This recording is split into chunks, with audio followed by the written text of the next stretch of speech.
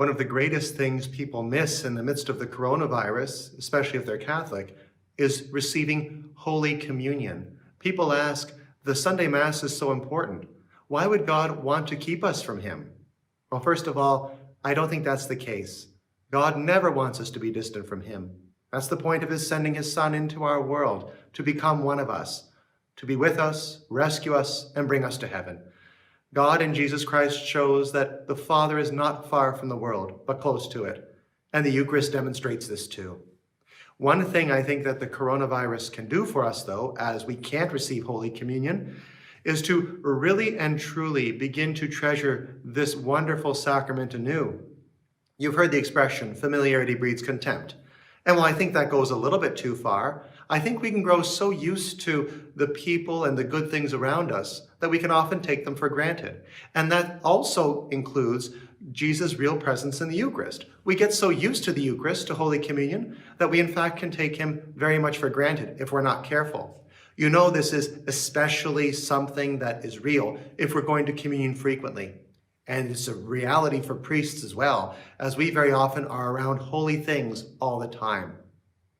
So perhaps one wonderful thing out of the COVID-19 crisis is that Catholics will once again realize the great gift that they're missing at this time, how much they need Jesus in the Eucharist, how wonderful it is, and that this treasure is something that really needs to be cherished, not taken for granted.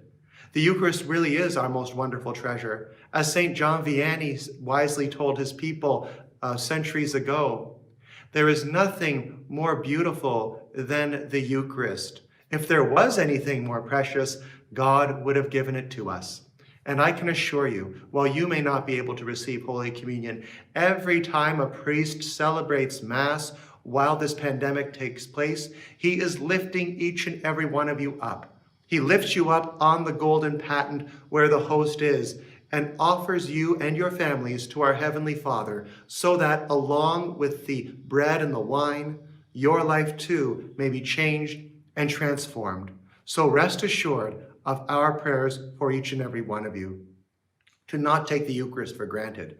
This is an important thing for each and every one of us. As a matter of fact, before a priest celebrates Mass, he has to pray these beautiful prayers, or at least should.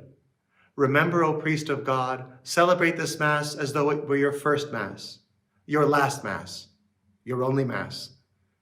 Perhaps we can take to heart these words one day when this virus is past and returning to Holy Communion, asking that we can make this Mass we attend and participate in a wonderful experience, celebrating as though it were our first Mass, our last Mass, our only Mass.